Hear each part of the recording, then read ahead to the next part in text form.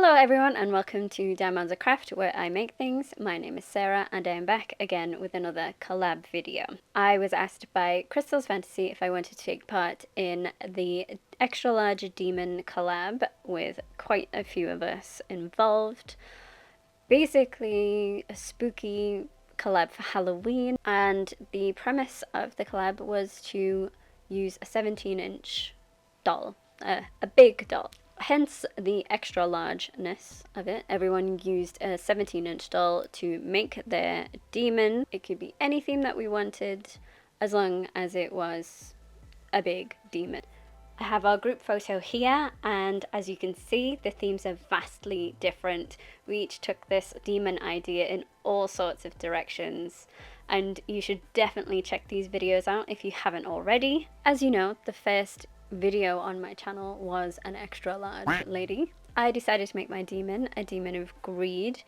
I was having a conversation with the Wicked Artificer on Instagram about greed and how greed encapsulates everything.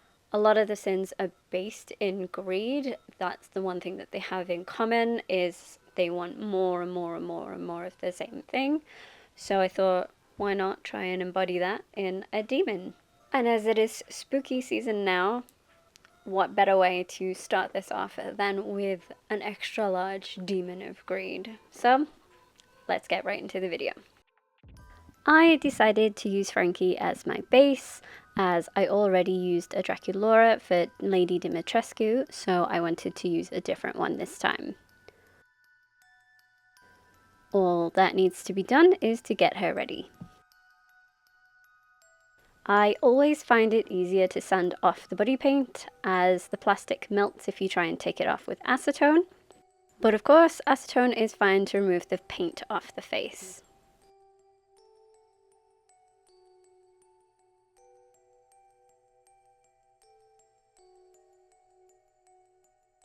This head is so much harder than the small ones, and it was always a pain to prep it for repaint.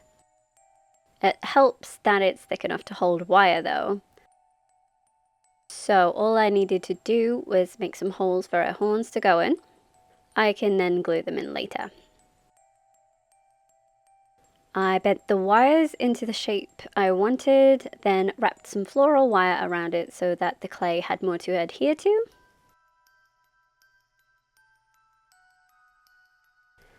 I used some air dry clay as a first pass.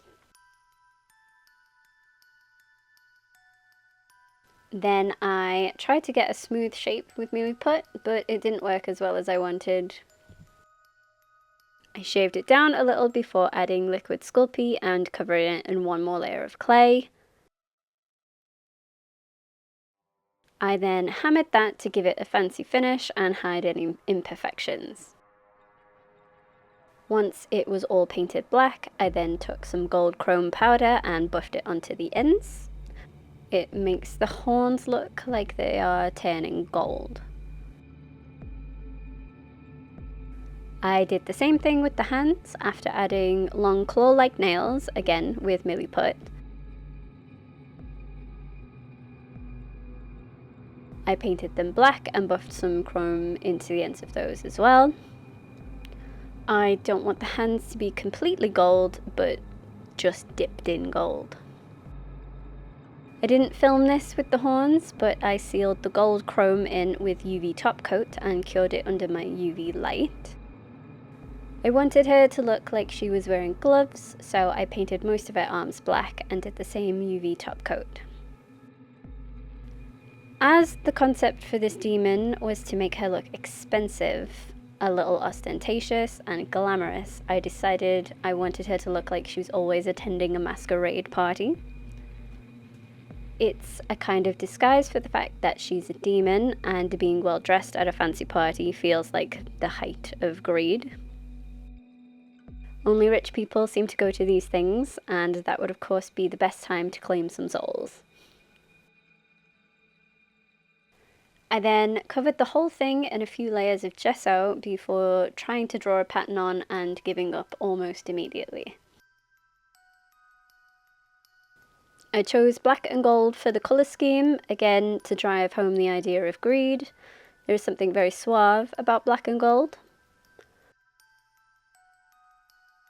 I ended up painting the whole top half of the mask black. I was going for elaborate, but I'm not so good at that.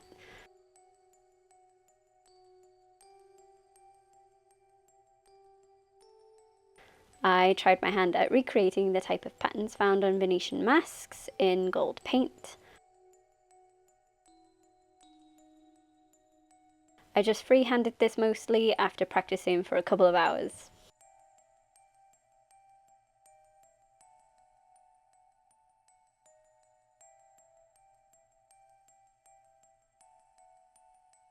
I added some gold flowers for extra detail.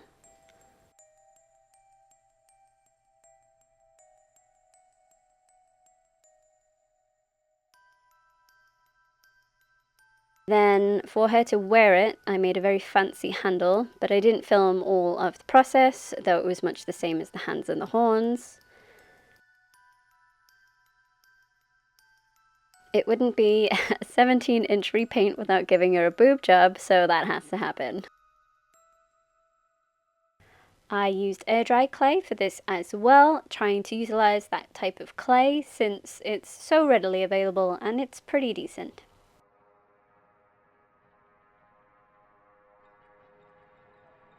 See? Perfect. And I just use a thin layer of Milliput on top to smooth the seams. Now for the face. I absolutely went down the route of scary demon, but it feeds into my disguise idea. Demons are supposed to conceal their identities to lure people into a false sense of security. My demon does this with her mask, which hides her true face underneath. I didn't know what kind of demon I wanted her to look like, so I made the decision to make her look a little dragon-like, another creature that hoards treasures. Before I added the teeth, I painted the mouth black so I didn't have to fiddle with it later.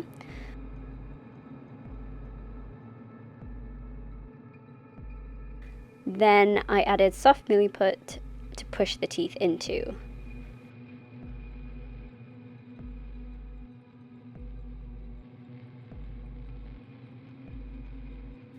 The teeth I made from Super Sculpey.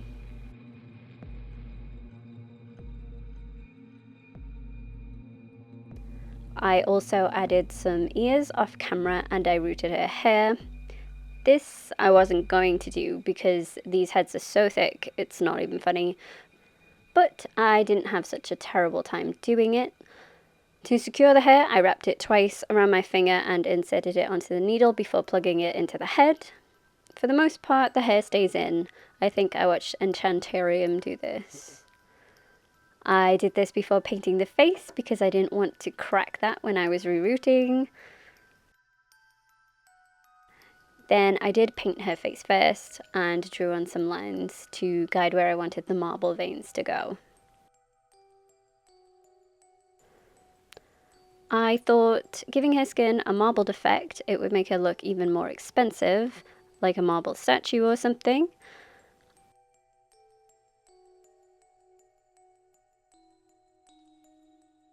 I airbrushed her body white too to get that all even and ready for marbling.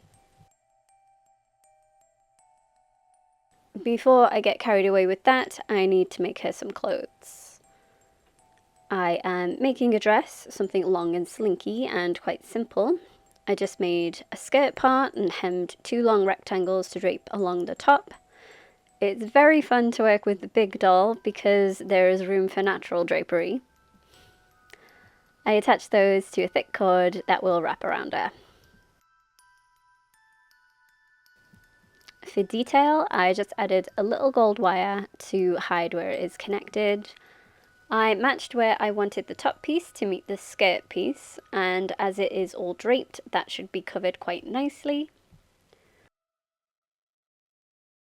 Then I accidentally blew my gold chrome powder all over the place and it covered everything, but it did give me an idea. I then tapped it all over the material and it looked all sparkly. I tried it on the doll a few more times before I was satisfied, but it works well. I looked up a load of ways of creating a marble effect from scratch. A lot of it was to layer paint up so that it looked more realistic, but on dull bodies where layers are the enemy, I decided to try it with pastels. I think it worked pretty well, as when the dust landed on the body, that was a good starting off point.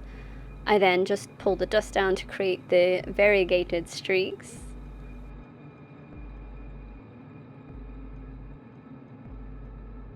I did pick up a tip from the videos that I watched, and one way to get the streaks is to use a feather.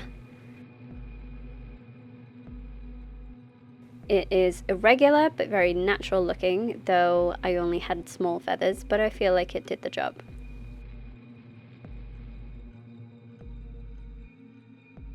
Then, to top it off with the detail, I added gold veins throughout.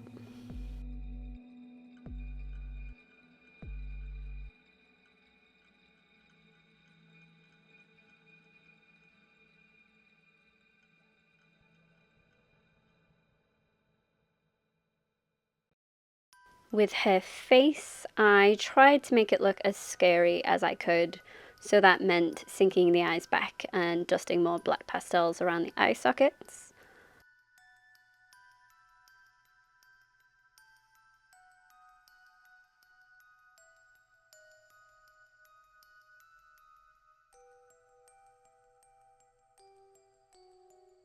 I followed the same technique that I did for the body, dusting on the black pastels and adding in the gold veins after.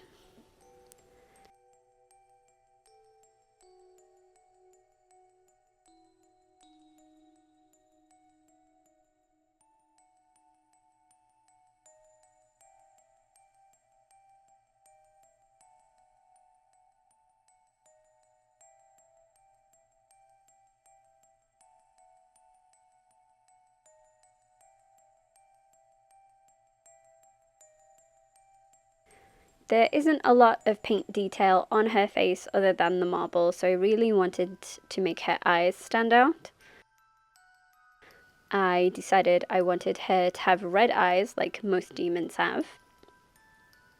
I also coloured her tongue far too early. I was just very excited to do it. It is the same as I did with the hands and the horns. I thought giving her a gold tongue would be really creepy, like she's thirsting for the gold. So gross and so greedy.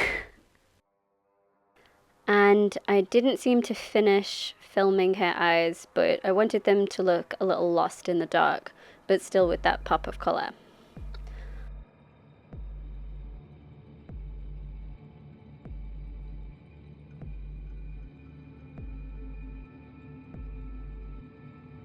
Now for her shoes. I had a shoe base pattern from Moonlight Jewel's shoemaking book, so I cut the bases out of thin cardboard and foam to bulk it up. I covered the cardboard in the same fabric I made the dress from.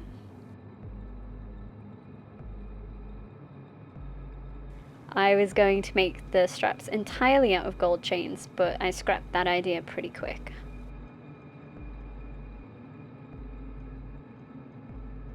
For the heel, I wrapped gold wire around a toothpick that I had already cut to size.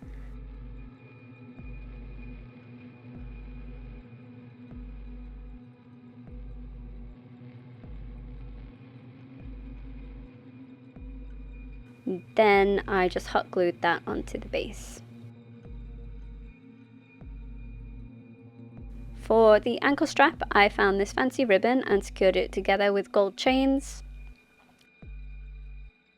The final thing I had to make was a tail. I didn't make wings for my demon, so she needed something other than the horns. I took some wire and covered it with tin foil for the volume. Then I wrapped floral wire around the foil to keep it in place. Here I'm just beating the foil and wire down into the shape that I want. I smoothed the super Sculpey out as much as I possibly could before using the hammer technique on the end, the same way that I did on the horns.